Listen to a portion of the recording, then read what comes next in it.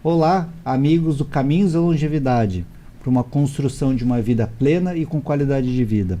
Hoje uma conversa importantíssima com Anete Beatriz Efting, professora de letras, língua estrangeira e terapeuta de florais de Bach.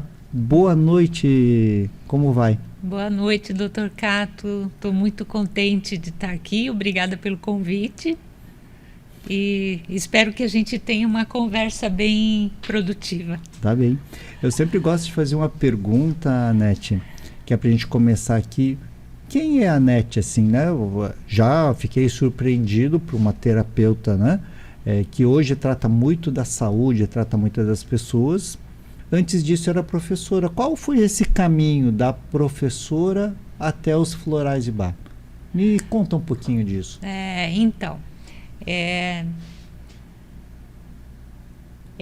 Desde muito jovem eu sempre me interessei muito pelas letras, pelas palavras, assim. Sempre me encantaram muito. E quando eu fui fazer vestibular, eu era uma excelente aluna e eu podia ter feito medicina, assim, que eram os cursos, né, que tinham mais apelo, e nada daquilo me chamava. Aí eu acabei escolhendo farmácia e bioquímica, passei no curso e fui para os Estados Unidos fazer intercâmbio. Enquanto eu estava lá, ficou claríssimo para mim que não era isso que eu devia fazer. Liguei para o meu pai na época, assim, aquele telefone caríssimo. Eu falei, pai, não precisa fazer minha matrícula, não quero ir. E ele disse, não, vou fazer e tu vais fazer a tua faculdade. Tá, ok. Cheguei aqui, eu estava decidida, não fiz a faculdade, arrumei um emprego e fui fazer letras. O que foi um desgosto para toda a minha família, porque diz, o que tu quer? Vai ser professora, assim, né? Qual é o teu futuro? Podia ter uma profissão com um status melhor do que professor. Infelizmente, a gente sabe que os professores não são tão considerados, né? Que pena, né? Uma sociedade que não valoriza seus professores, Exato. Não valoriza a própria cultura, né? Isso. Então, nos primeiros 15 anos da minha carreira profissional, então eu trabalhei como professora de inglês como língua estrangeira, né? Sempre em escolas de idiomas. Eu já era casada e o meu marido era transferido, então eu sempre trabalhava na mesma rede, nas cidades onde a gente morava e tal. Depois nós passamos por um período longo no exterior, onde eu não pude trabalhar. Mas eu sempre tive um anseio muito grande de trabalhar. Então, naquela época, eu me capacitei para ser tradutora. Eu fiz uma formação em tradução e quando nós voltamos, eu passei a trabalhar como tradutora. Isso foi ali na época dos 40 anos e aí eu passei por aquela maravilhosa crise dos 40, né? Que não é lenda. E nesse momento eu encontrei os florais. Eu fui atendida por uma terapeuta floral, encontrei um lugar aqui em Blumenau onde tinha muitos cursos de autoconhecimento, e me envolvi muito com o trabalho de autoconhecimento e comecei a fazer muitos cursos de florais.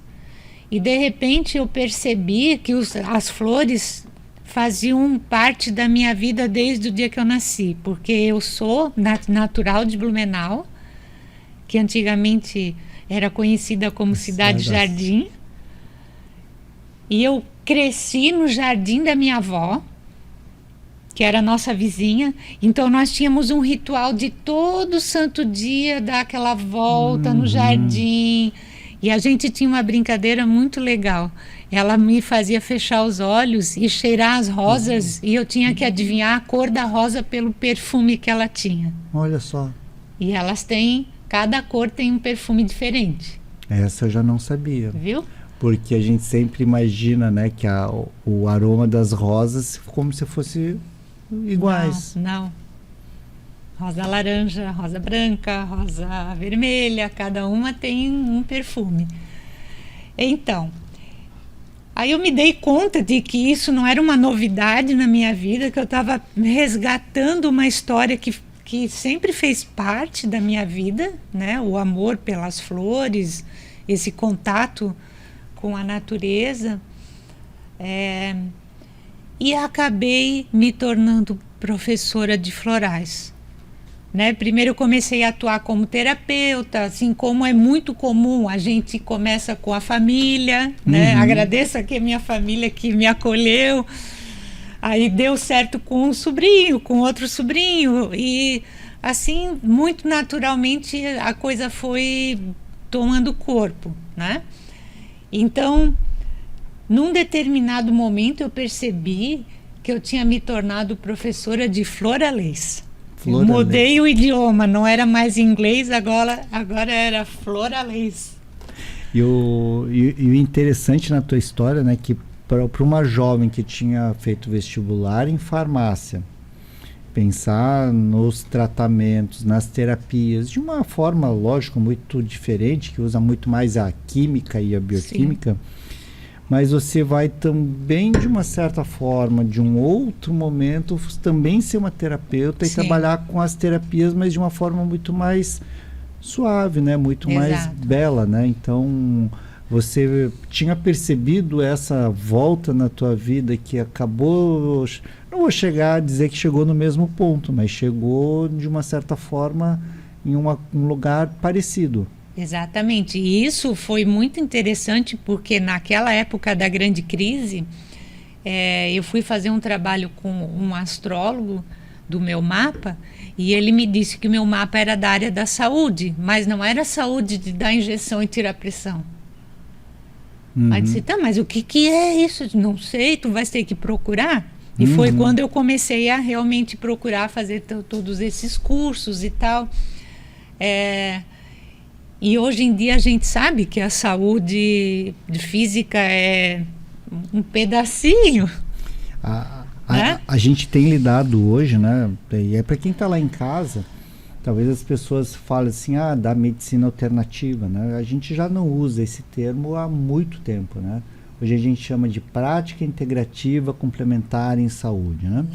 E que eu também já não concordo muito com o termo, porque eu sempre digo que a medicina ela tem várias escolas, né? A gente tem várias escolas de formação, várias escolas de tentar compreender o indivíduo e os seus processos de adoecimento, de sofrimento. Então a gente tem a medicina indiana, a gente tem a medicina chinesa, a gente tem a medicina feita pelos povos originários, pela cultura indígena, né? A gente tem a medicina ocidental, que é essa medicina que a gente conhece aqui. E a gente tem várias outras escolas dentro da medicina ocidental e que elas foram deixadas de lado, né? Como a homeopatia, os florais, né? E de outras várias medicinas. Então, são tantas escolas que eu não gosto de dizer que algumas práticas são complementares, né? Então eu gostaria que a minha medicina também fosse chamada de prática complementar, porque uma complementa a outra. Essa é a minha pequena visão, né? Sim. Porque eu preciso respeitar todas as formas de medicina, né? Sim. Então por isso que eu estou muito feliz de poder conversar aqui sobre mais uma forma de medicina que eu ainda conheço muito pouco. Então a ideia muito daqui de hoje é eu poder conhecer um pouquinho mais dos florais, né? Mas falando nisso, né? Você fala das terapias, né? Sim. E tem uma coisa muito importante, assim, que como a gente fala das práticas integrativas, a história dos florais de Bach, de quem, né, do médico que começa a pesquisar essa forma de medicina, ele também era um médico formado nas escolas tradicionais, né? Sim. Então, sabe que essa é uma história muito bonita, né? E eu queria muito conhecer um pouquinho mais. Assim. Quem que foi Bach? Quem que foi esse idealizador, essa pessoa que pensa e idealiza a terapia floral? Então, Dr. Edward Bach foi um médico inglês, né, que antes de se tornar médico, a gente tem que compreender onde ele nasceu. Ele nasceu na Inglaterra em 1886, né? O dia que a gente comemora como dia da terapia floral é 24 de setembro, que é o dia do nascimento dele, né? E ele vem de uma família que tinha o berço na cultura celta. E os celtas, né, já tinham toda essa conexão com a natureza. Ele era de uma família abastada. O pai dele tinha uma fundição, a família tinha uma fundição. E quando chegou a hora de... antes disso, ele trabalhou nessa fundição como aprendiz. E lá ele se interessava muito pelos funcionários e pelas mazelas deles, e ele conversava com essas pessoas. E lá ele começou a desenvolver esse senso de observação de por que um funcionário adoecia mais do que o outro, essas coisas assim. Então, quando foi para ele escolher qual seria a profissão dele, ele tinha duas opções. Ele tinha a opção de ser um religioso. Foram as duas opções que ele considerou. Ou eu vou ser um religioso, ou eu vou ser um médico.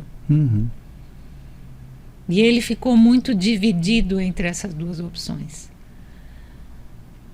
Mas talvez por pressão da família, né, como eu contei, que a minha família também achava que seria tão legal que eu fizesse alguma outra coisa e tal, ele escolheu a medicina. Né? Então, frequentou a faculdade, se formou e tal. Mas ele sempre foi uma pessoa que ouvia muito os outros. Ele sempre teve muito interesse em se relacionar. Né? Ele se formou em 1912. Então, assim, foi... ali naquele tempo da Primeira Guerra Mundial. E a primeira tarefa que ele exerceu foi de cirurgião, que é a parte mais crua da medicina. Mais dura. Mais dura, né? Tratando feridos de guerra. E numa época da medicina que não tinha os anestésicos como a gente tem hoje. Muitas das cirurgias que eram feitas na dureza da falta do anestésico. Sim. Imagina que um ferido de guerra que com uma lesão tão grave, se não faz amputação da perna, provavelmente venha a falecer. Exato. Como é que tu vai fazer uma amputação com pouco anestésico? Ou com os anestésicos que não eram eficientes como o de hoje? Exato. Na dor e na... Sim.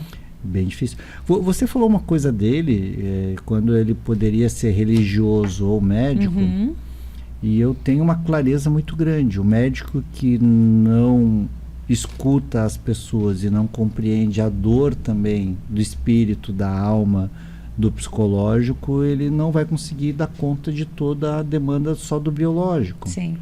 Então, acho que ele já era muito avançado lá, porque essa visão que eu tenho da medicina hoje é uma visão mais moderna, que a gente olha que o ser humano é bio, psico e social, tá? E a gente hoje cada vez mais tem entendido a questão também da importância da espiritualidade também nisso. E aí, mas isso é uma visão de hoje. Imagina em 1900... 15 por aí, quando ele estava... Então, o bar era muito avançado na época, porque ele já falava de escutar as pessoas, né? Exatamente. Que coisa, realmente visionário, né? Sim. Mas aí você estava falando que ele foi médico cirurgião e de uma dureza muito grande, né? Sim, e lá ele começou a observar uma coisa interessante, que... Vamos pensar que assim, a psicologia estava nascendo ali naquela época, não existiam nem palavras para definir ansiedade, estresse, depressão. Isso não era sobrevivência física e ponto. Ponto final. Né? Então, assim, essas pessoas certamente eram vítimas de estresse pós-traumático, né? Mas essa terminologia não existia ainda. Mas ele observava que algumas pessoas elas tinham passado pelos horrores da guerra e, ao mesmo tempo, elas tinham uma fortaleza interna que fazia com que elas conseguissem superar aquilo, mesmo tendo perdido um membro do corpo, ou, né, ter ficado com alguma sequela. E outras pessoas que não tinham ferimentos tão graves ficavam incapacitadas para o resto das suas vidas. E, sabe, isso dava voltas na cabeça dele. Como é que é isso? O que faz uma pessoa reagir de uma maneira diferente do que a outra? E lá ele começou a perceber que as pessoas, elas tinham, se encaixavam em padrões, em tipos, né? Em algum momento ele começou a desenvolver, aí ele virou bacteriologista, ele começou a desenvolver vacinas baseadas em, chamavam nosódios essas vacinas, né? Baseadas em material fecal. Mas ele não estava muito contente com o fato de que ele tinha que injetar essas vacinas. Aí ele se tornou imunologista e aprimorou a forma de aplicar essas vacinas, passaram a ser com via oral, né, um pouco menos agressivas. E nessa fase ele conheceu a obra de Hahnemann. Antes da senhora falar dessa questão dessa evolução dele, ele tem um capítulo sobre essa desenvolvimento de vacinas. Sim.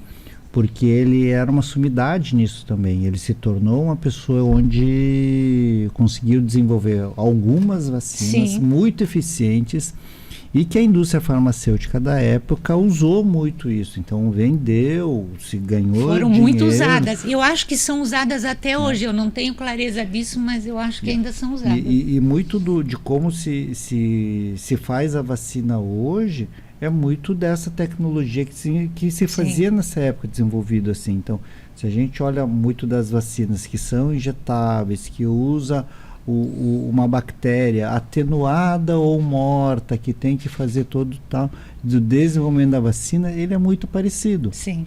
Então, ele já na época, também no setor de vacinas, também era uma sumidade, já era um visionário já também, né? Ele era muito bem sucedido e respeitado em tudo que ele empreendia.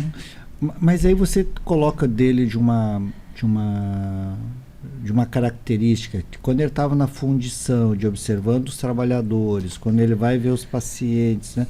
Porque um método científico para a gente gerar ciência e gerar medicamentos, estudos, é o método de observar. Você precisa observar. Por exemplo, Darwin fez toda a descoberta dele, da teoria da evolução, observando animais, as diferenças que eles tinham. Quando você faz, como Bade, olhar algumas coisas da natureza, das pessoas, e observar, isso é um puro método científico. Sim. Por isso que, né, às vezes existe um certo preconceito dizendo que algumas terapias não têm ciência, mas é ciência pura. Sim, ele era um cientista. Né? E é isso que eu queria só ressaltar, porque quem vai estudar um pouquinho da história deles, né? Eu não conheço muito, mas o pouco que eu estudei, deu para ver que ele era um cientista nato e um grande cientista da época, né? Sim. E ele, em todos os lugares por onde ele passou, todas as pesquisas que ele fez, ele sempre foi muito reconhecido. Né? O trabalho dele era um trabalho muito reconhecido. Tá bem. Você estava falando aí de Hahnemann, que ele conheceu a obra de Hahnemann. Aí ele entrou em contato com a obra de Hahnemann e viu nisso porque ele teve uma evolução, ele, né, o alopata, o bacteriologista, o imunologista, o cirurgião, né, o homeopata, aí ele virou homeopata, ingressou no Hospital Homeopático de Londres, né, passou a trabalhar lá, e se tornou um homeopata muito conhecido. E ele era uma pessoa muito compassiva. Ele tinha um escritório, um consultório na Harley Street, que é a rua onde todos os médicos importantes e proeminentes de Londres tinham seu consultório. E ele mantinha um outro consultório na periferia, onde ele atendia gratuitamente todo mundo que não podia pagar. Então, o que ele ganhava no consultório chique, ele sustentava o outro consultório. Que bonito. E ele estudava muito. Ele era conhecido como o homem da janela cuja luz nunca se apaga, porque ele passava as noites em claro estudando. Ele devia ser uma pessoa assim muito, muito especial, muito espirituosa, assim. Ele dizia: quando a gente se vira na cama, está na hora de levantar.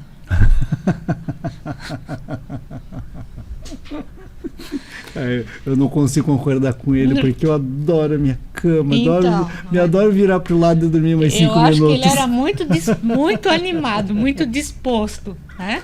Mas enfim, ele era conhecido por ter assim uma energia de trabalho interminável. Para quem está lá em casa, você falou de Hahnemann, né? Sim. E aí talvez as pessoas não liguem muito Hahnemann à homeopatia. É o pai da homeopatia. E aí a homeopatia, então, é uma coisa. Sim. Tá? A terapia floral é outra. Eu acho que isso é uma coisa bem importante a gente deixar bem claro, né? Sim. A homeopatia também tem muitas coisas importantes e também eficientes, mas aí ele vai conhecer primeiro a homeopatia. Exatamente. Para depois chegar aonde? Porque você falou que ele conheceu o Hahnemann, começou a trabalhar, fez formação, né? Começou. E como que ele foi desenvolvendo? Porque imagina, né? Você criar uma terapia nova sempre envolve muito estudo, né? E aí você já está falando que ele estudava muito e vinha. Então,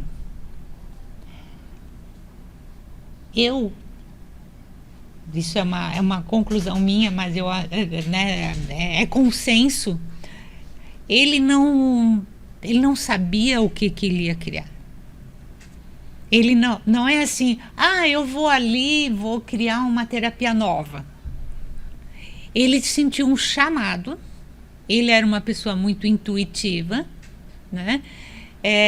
E mesmo a homeopatia não atendia todos os anseios dele de trabalhar com a cura de uma outra forma, né?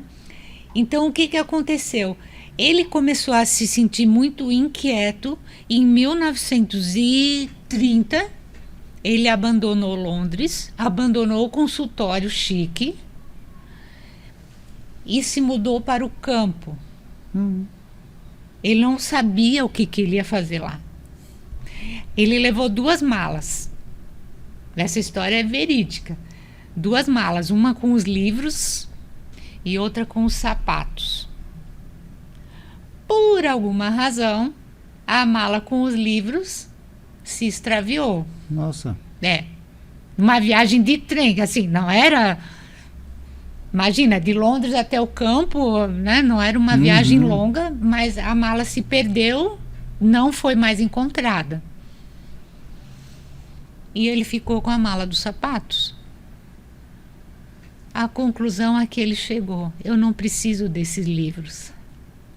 Eu preciso dos meus sapatos para aprender a ler o livro da natureza de novo.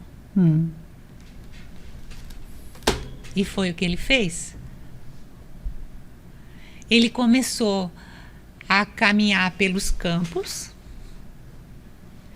Provavelmente ele estava numa fase muito inquieta da sua vida. A gente tem que lembrar que ele era uma pessoa que estudava muito, então ele tinha conhecimento do trabalho dos antigos alquimistas, né?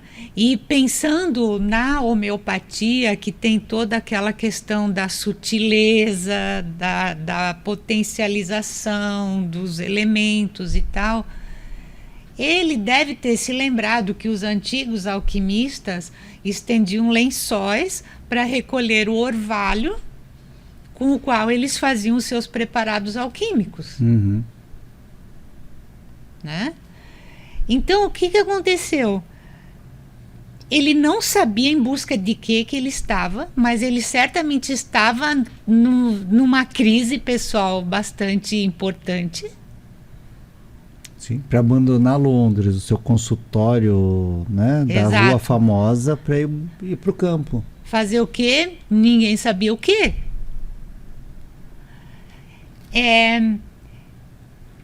Ele sabia que tinha alguma coisa a ver com observar a natureza humana, porque ele tinha muito essa característica de observar as pessoas, né? Os tipos, porque se a gente for olhar hoje, a gente vai numa festa, tem sempre o tipo aquele brincalhão, o arroz de festa, né? Tem o tipo que é mais quietinho, e dizem que ele estava num banquete e que ele ficou observando como que cada pessoa naquele banquete se comportava.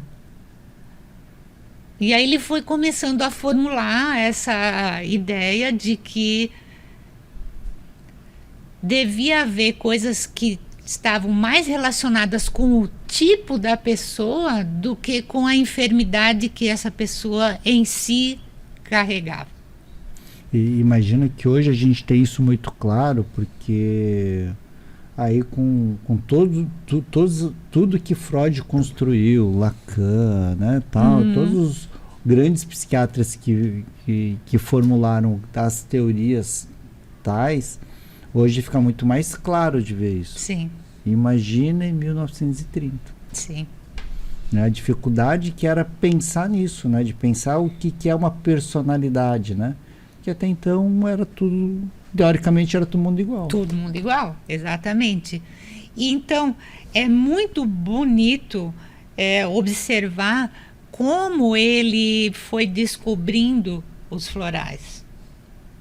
Uhum. O primeiro floral que ele descobriu, que chama Impatiens, muito possivelmente era o floral que a gente chama constitucional dele. Que foi a época que ele está... É quase como uma mulher que está quase para dar à luz, que ela está sentindo já aquele... Ele sabia que ele ia dar à luz a alguma coisa, mas o que, meu Deus? Né? E ele passeando às beiras do rio Usk, ele viu aquelas plantas e disse que ele passava realmente muito tempo caminhando sozinho pela natureza, tendo em consideração todo esse passado dele, da cultura celta, onde ele cresceu, todos os estudos que ele sempre fez. Ele começou a entrar em contato com essa planta específica, né, que é a Impatiens, e ele sentia muito as coisas, mas não só sentir. Existe uma coisa que a gente chama a assinatura da planta. Assim como a gente tem cor dos olhos, o tipo de cabelo, como é a pele e tal, cada planta tem uma assinatura. E essa assinatura de uma planta, ela vai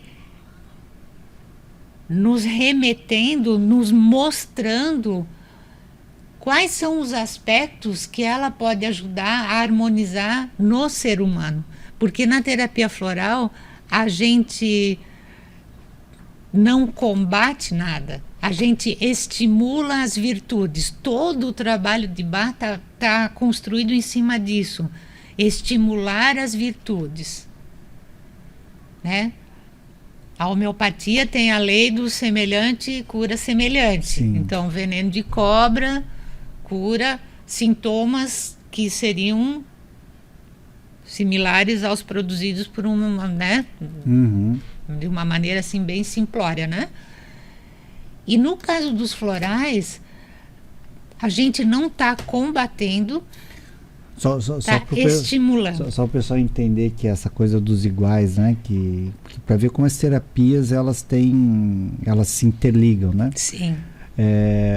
Um medicamento muito famoso para tratar pressão alta é o captopril, enalapril, e ele é derivado do veneno da jararaca. Que eles entenderam que esse veneno ele faz uma queda de pressão. E essa queda de pressão ele é muito eficiente no tratar pressão alta. Então, olha só.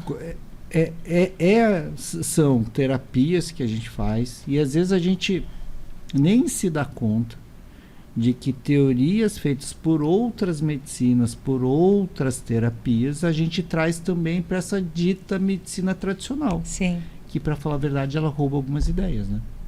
Então, eles não estão todos... não é a única forma de pensar fazer medicamentos ou terapeutas, mas está ali, tem tudo a ver.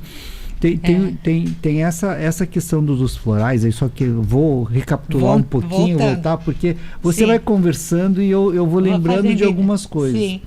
Quando você fala da origem celta dele, a gente tem aquele, pelo menos o que a gente relembra na mente, tá? Dos druidas, que eram os magos ou eram os alquimistas. Estavam lá cozinhando no caldeirãozinho deles. Caldeirão. Das bruxas que foram caçadas, que para falar a verdade não eram bruxas, eram quem lidava com as ervas, né? Exato. Porque a medicina que existia naquela época usava a natureza como um medicamento. Da mesma forma como se a gente for hoje na Ásia e a gente for ver a medicina chinesa, se usa muitas ervas. Sim.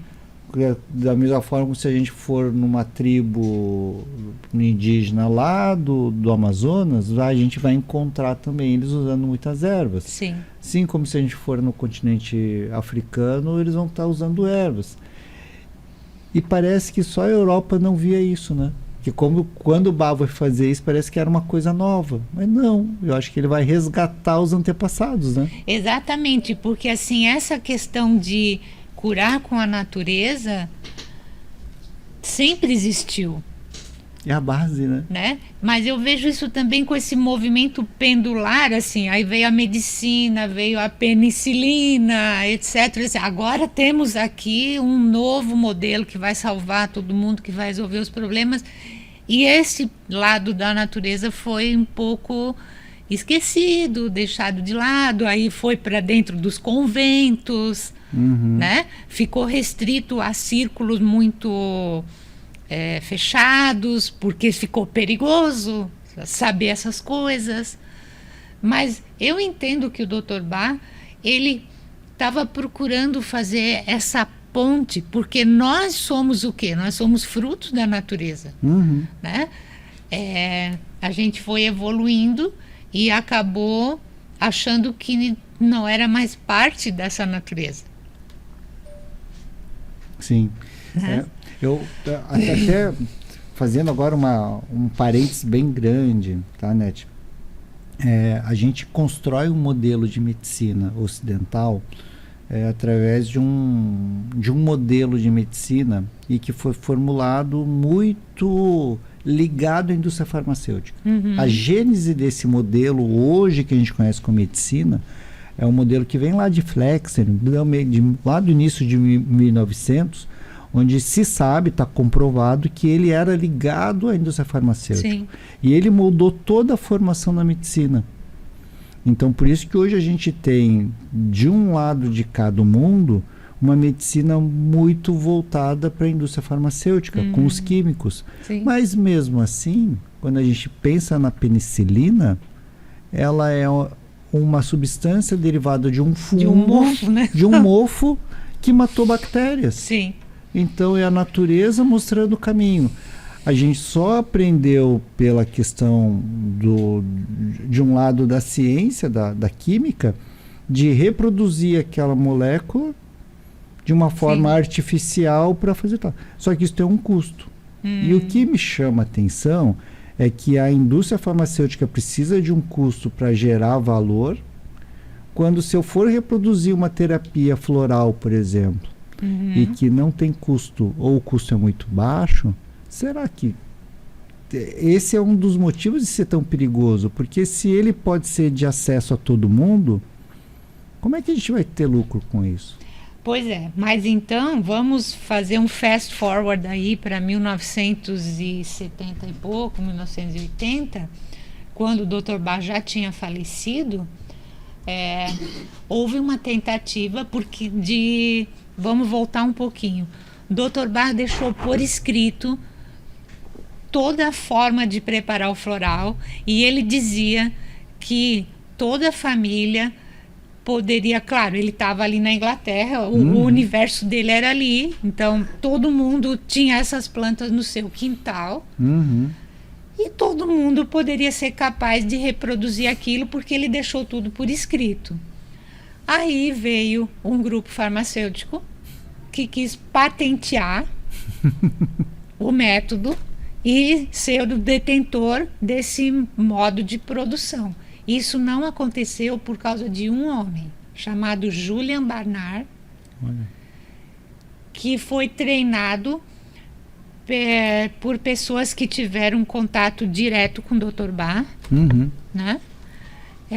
E ele teve uma batalha judicial muito longa que ele venceu. Que maravilha. E hoje em dia os florais podem ser preparados por outras pessoas, mas esse grupo farmacêutico ainda escreve em cima do floral dele florais de Bach originais. Ah, meu Deus. Até hoje. Né? Mas é possível, se a gente souber identificar as plantas, eu ou você, vamos lá, ou em qualquer lugar do mundo, porque hoje em dia existem sistemas florais no mundo inteiro, produzir os florais de acordo com o método original de Dr. Bach, que era muito simples. Então, o Dr. Bach é a figura mais notável e importante dessa terapia, mas o Julian foi essencial para manter ela democratizada, manter disponível a todos. Ele manteve o legado do Dr. Bach e ele é um professor extraordinário, uma pessoa generosíssima. E graças a ele, a terapia floral não foi impedida de ser democratizada. Olha só que trajetória bela, Sim. né? E aí eu queria falar algumas coisas da prática, assim, porque Sim. vocês têm um grupo na FURB, você dá aula na FURB, faz formação também, né? Então hoje você ainda tem uma formação e tem um grupo que tem trabalhado na FURB com alguns grupos de terapia e também, de uma certa forma, gerando pesquisa também, né? Então, nós temos esse grupo que se chama Círculo de Estudos em Terapia Floral, aqui em Blumenau, desde 2015. O nosso objetivo sempre foi estudar, pesquisa e serviço e trabalho social, né? Por incrível que pareça, foi muito difícil nós conseguirmos um lugar para conseguir trabalhar de graça, né? Até que em 2017 nós conhecemos dois professores lá na FURB, a Caroline Valente e o Caio Córdova, que são nossos parceiros na FURB até hoje. E nós temos essa parceria lá com a FURB, nós não temos nenhum vínculo com a FURB, mas eles têm lá projetos também de atendimento à comunidade. Então nós participamos dos projetos deles. Em um desses projetos nós atendemos estudantes da medicina. Que interessante isso. E a gente tem pesquisa de satisfação no final do semestre, e não foi uma nem duas vezes que os estudantes escreveram: eu só vim fazer essa terapia para provar que não funcionava. E no final das contas... Sim. Foram fisgados? Eles vão, assim, normalmente eles vêm quando estão em algum tipo de momento mais difícil. Os estudantes de medicina têm uma carga muito grande, assim, né? Mas no outro projeto que nós temos, que chama Toque Terapêutico, ali nós atendemos a comunidade acadêmica, os funcionários da FURB, comunidade externa, é aberto a todo mundo. Mas eu fiquei interessado nesse grupo, já vamos falar de toque terapêutico, mas esse grupo com estudantes de medicina, eu acho que é um grupo estratégico por vários fatores. Eu conheço os meus colegas, então conheço os professores, eu já dei aula na FURB, então conheço bem os professores, mas eu também conheço meus colegas como médicos. Sim. Assim. O médico, ele é muito cético. Parece que ele só entende quando tem estudo. Mal sabe ele que a maioria dos artigos científicos que eles estudam, a maioria deles tem um monte de erro metodológico, e que se ele lesse esses artigos de uma forma um pouco mais criteriosa, ele ia jogar mais da metade fora. Então, tem coisas estranhas, mas eles se fiam nisso. Então, eles, entre aspas, eles criaram um Deus, que o Deus é os artigos científicos. Sim. E às vezes são os deuses que não são tão bons, são meio falhos, mas eles são céticos. Então tudo que foge dessa medicina ocidental, eles têm dificuldade em aceitar. Então Sim. florais é uma das dificuldades. Quando vocês começam a atender os estudantes, já de uma certa forma é uma sensibilização. Sim. E aí, quando você fala que muitos vêm só para tentar mostrar que não funciona, qual é o resultado no final? Assim, dos resultados que você viu, assim, de relatos desses alunos que foram pacientes, você pode me passar exemplos do que foi o depois disso? Então, como esse projeto também tem o propósito de gerar dados de pesquisa, a Caroline já teve alunos que usaram esses dados para escrever TCCs e tal. Então, eles fazem gráficos e fazem estatísticas onde eles mostram, né, a satisfação das pessoas. A maioria deles sai satisfeito. Muitos deles vêm só para um atendimento, mas não importa que venham só para um atendimento, porque eles tiveram exposição a isso. Então, eu acho que, de uma maneira geral, é uma oportunidade ímpar de a gente estar mostrando para esses futuros médicos que existem outras coisas, né? Então, se eles se abrem, nem que seja para um atendimento, e muitos deles voltam e dizem que ajudou, sempre porque eles também escrevem depoimentos. E mesmo os que só vieram para uma consulta, dizem que ajudou, que conseguiram, sei lá, terminar aquele semestre de uma maneira diferente, mais satisfatória, que o estresse melhorou, que conseguiram dormir melhor, né? E eu sempre, a gente conversa muito isso nas nossas reuniões.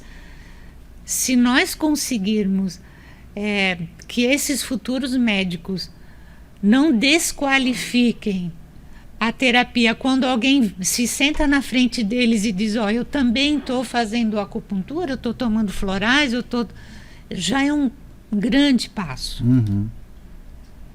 Sim. Né? Porque se o médico, como autoridade, falar assim, isso é uma besteira, acabou. A gente não está querendo tirar lugar da medicina, nada disso, assim, é caminhar juntos. porque são terapias que se complementam, né? Exatamente. E eu vou dizer que, fazendo uma crítica muito grande à medicina que eu aprendi, é uma medicina que olha muitas vezes só uma parte do problema. Sim. Achando que é só aquela dor, e faz uma medicação que às vezes é um mero paliativo. Sim. Ele não vai na raiz do problema. Então, quando a gente percebe, a gente está refém de medicamento, e mais medicamento, e mais medicamento, não resolveu nenhum problema, atenuou o sofrimento, mas não resolveu nenhum dos problemas. Eu sempre falo, e falava para os alunos, né, o que a medicina realmente cura? Né? A gente não cura diabetes, a gente não cura hipertensão, a gente não cura o Alzheimer, não cura o Parkinson, a gente não cura a maioria das doenças. Exatamente. A gente controla sintoma. Talvez o que a gente tenha curado um pouquinho melhor foram as doenças infecciosas. Mas aí pensando que às custas de um mofo, né? Para quem não sabe a história, o Fleming, que descobriu a penicilina, o antibiótico que revolucionou, né, o tratamento das infecções, ele estava trabalhando com bactérias e ele era meio porcalhão, né, porque ele comia no meio do trabalho. Ele derrubou, numa daquelas coisas com bactérias que ele ia cultivando, ele derrubou o resto de pão. E ao derrubar o resto de pão, ele deixou ali para outro dia. Naquele resto de pão fez um bolor. E aonde fez o bolor, que é um mofo, que é um fungo, matou as bactérias na volta. Ele descobriu, sem querer, por acaso, né? Por acaso, que a natureza estava matando as bactérias. Então, a partir dali, ele vai pesquisar o que tinha no bolor e ele descobre que era a penicilina, que é ainda dos medicamentos que a gente tem hoje, a amoxicilina, por exemplo, que é tão usado. Sim. Né? Então, ainda está ali. Mas você falou de um outro grupo que vocês trabalham, que é o toque terapêutico. Aí não é só... Aí é a comunidade em geral. A comunidade em geral. E ali vem gente de todo canto. E nesse projeto ali, e eu vejo isso na medicina pelo fato de que eles realmente são muito atarefados. Eles só vêm quando já estão desesperados, assim. O pessoal que vai no toque terapêutico volta e evolui lindamente. A gente tem casos ali de pessoas que já estão conosco há bastante tempo, que a gente percebe uma melhora de postura, de qualidade de vida, porque uma das coisas que eu sempre falo para eles é que assim, ó, esse floral aqui, ó, não vai fazer nada contigo se tu não quiseres. A terapia floral é uma terapia da autorresponsabilidade. O floral, ele vai me trazer consciência de aspectos da minha vida que não estão legais, coisas que eu faço que não estão me servindo, mas a decisão é minha. O floral não tem química nenhuma. Então, ele é simplesmente assim, um ativador de consciência. Ele faz cair fichas. O que eu faço com a ficha é comigo.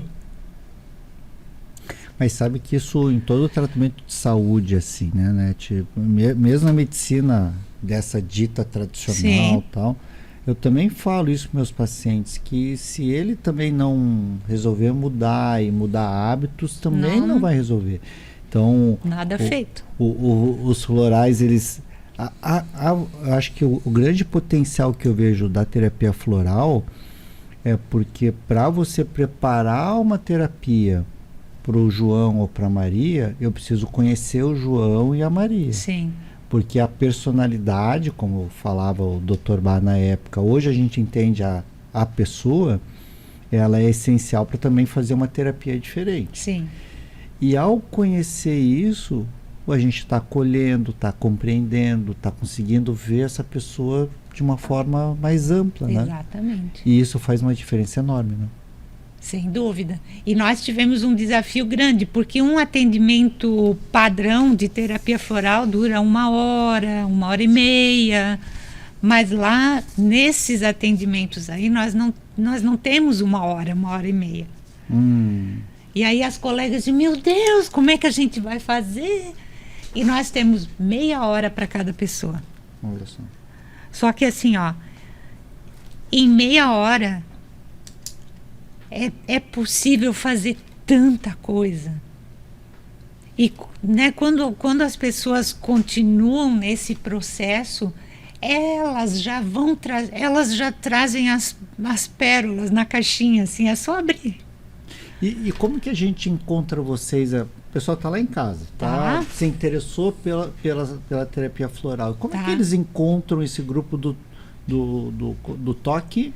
Então, o nosso grupo chama Círculo de Estudos em Terapia Floral, mas nós temos essa parceria com o Toque Terapêutico, lá da FURB, que tem uma página no Instagram. Eles têm atendimentos de florais e de reiki. Então, nós temos muita gente que vai para o reiki e para o floral no mesmo dia. Tá?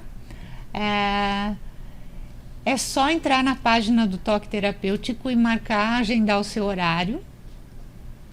Então o caminho é o Instagram, a página Toque Terapêutico. Isso. Lá tem para marcar, para agendar o horáriozinho e todo mundo é muito bem-vindo. Deixa eu fazer eu sempre faço aqui uma parte do programa de coisas que a gente escuta por aí. E eu pergunto se isso é mito ou se é verdade. Então, mitos e verdades sobre terapia floral. Tá certo. A terapia floral, ela é incompatível com medicamentos? Não. É mito? É mito. Tá? Então, eu posso estar com a terapia floral e estar com o meu tratamento para pressão alta, por exemplo. Não tem nenhum problema. Sim. A única coisa é que, por exemplo, se eu estou tomando alguma medicação que altere a consciência, como antidepressivo, ansiolítico, qualquer coisa dessa natureza que trabalha essas questões mais emocionais, eu já estou como que... É como se a gente já tivesse meio que num piloto automático, né? Está anestesiado. Está um pouco anestesiado. Eu Quimicamente anestesiado. Eu falo disso, tá? Para os meus pacientes, quando às vezes eles precisam usar um antidepressivo, eu falo assim, isso é um anestésico da tua dor. Sim, exato. Ele não resolve a depressão. Ele vai anestesiar a dor que tu sente pela depressão, aquela dor emocional.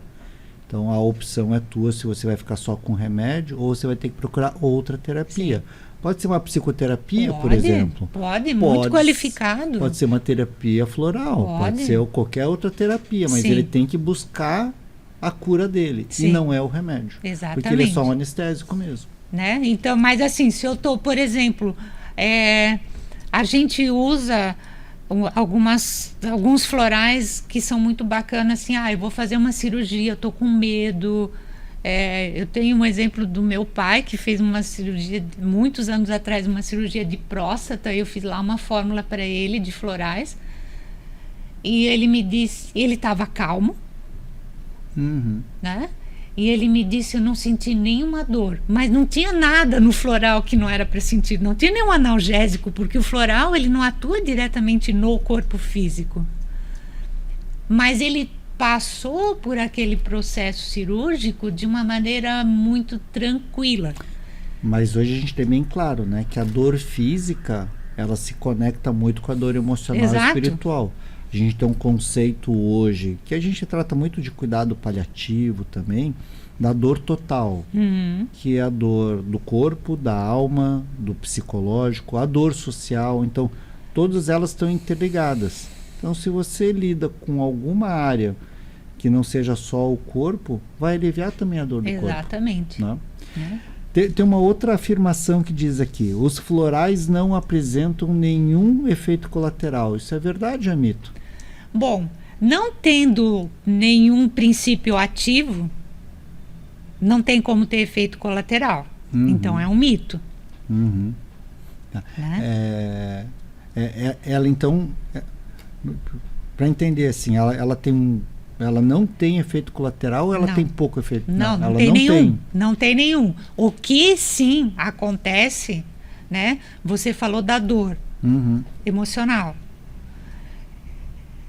Eu estou vivenciando uma dor emocional de qualquer natureza que eu estou escondendo de mim mesma há muito tempo.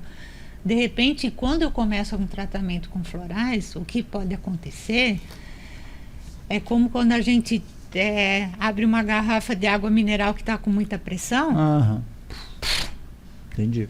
Entendeu? Isso não é efeito colateral, é Não, só o extravasado sentimento. isso é uma limpeza muito profunda e isso a gente deixa muito claro. Diz, ó, se tu começar a ter sonhos, a te lembrar de coisas, a achar que tu está piorando em vez de melhorar, parabéns, é o floral certo. Está funcionando. Né? Porque isso é um processo, é como quando a gente tem um furúnculo que precisa ser expurgado, ser drenado, né? Exatamente. Tá bem. Tem uma última afirmação aqui. Florais tratam apenas os sintomas e não a doença. Não, é o contrário. Então é um mito. É um mito. Ele trata além de a causa. A causa. Vai na raiz do problema. O floral, assim, ó, lá na FURB, como nós só temos meia hora, eles preenchem um formulário antes, que nós recebemos e lemos antes, tá? Queixa principal. Eu já falei para as meninas lá, vamos já deixar escrito ansiedade, porque todo mundo tem ansiedade. Só que assim, ó, para cada um, essa ansiedade tem uma causa diferente, tem um nome diferente, tudo diferente. E formas diferentes, né? Então, assim, eu queria um floral para ansiedade, eu dei um floral pro Dr. Cato, aí ele vai lá e dá um floral para colega de trabalho dele, assim, não vai adiantar, porque é o floral para minha ansiedade. Então, o floral é para a pessoa. A gente trata, e isso o Dr. Bach dizia, a gente trata o doente e não a doença. Que coisa bela. Porque eu sempre falo que para fazer medicina a gente precisa gostar das pessoas. Sim. E não das doenças. Exatamente. Então eu acho que eu tenho que estudar um pouquinho mais os florais ali, né? Quem sabe vocês vão ter que me receber lá e eu aproveitar e começar a estudar um pouquinho mais também. Então, a gente falou, você me perguntou, eu acabei não falando nada sobre os cursos, né? Nós fizemos durante algum tempo alguns cursos em parceria com a FURB, cujo foco era o pessoal da saúde pública de Blumenau, né? Eu dei alguns cursos desses, imaginando que os florais em algum momento iam ser implementados, né, já que desde 2018 eles já fazem parte do Sistema Único de Saúde e tal. Só que isso é uma coisa muito lenta, então as pessoas que fizeram os cursos, que eram das unidades de saúde e tal, um se aposentou, o outro não sei o quê, mas esses cursos que nós demos em parceria com a FURB tinham esse foco. Tá bom? Acho que um dia vai chegar isso. A gente precisa de mais profissionais e uma estrutura mínima, né? Claro. Porque vai ter que dispensar também Exatamente. A prefeitura tem que ter um kit de florais, uma farmácia central que vai poder dispensar os florais. Mas já tem algumas pessoas que estão sonhando com isso. Eu acho que sim, eu conheço muito de quem está sonhando disso e conheço do trabalho que estão fazendo. Sempre muito difícil implementar, mas acho que é um grande caminho. A gente tem relatos hoje em saúde pública que é muito eficiente e muito barato. E é tudo que a saúde pública precisa. Exatamente. Uma terapia eficiente e barata. Anete, eu queria te agradecer muito por estar aqui. Eu ficaria horas aqui conversando, mas o tempo passou e a gente vai ter que marcar uma nova conversa, muito porque bem. passou muito rápido. Vai ser uma alegria. E te agradecer, né? E agradecer muito quem está em casa, porque essa foi uma conversa exuberante, né? Então, queria que tu pudesse se despedir, fazer tuas né? Mas já te deixo aqui o convite prévio já, porque você vai ter que voltar aqui, Anete. Com certeza, voltarei. Para mim sempre é uma alegria poder falar das flores, que as pessoas não sabem o potencial que existe, né? E é uma forma muito suave, eficiente e compassiva de ajudar o florescimento da alma humana, né? Eu tenho visto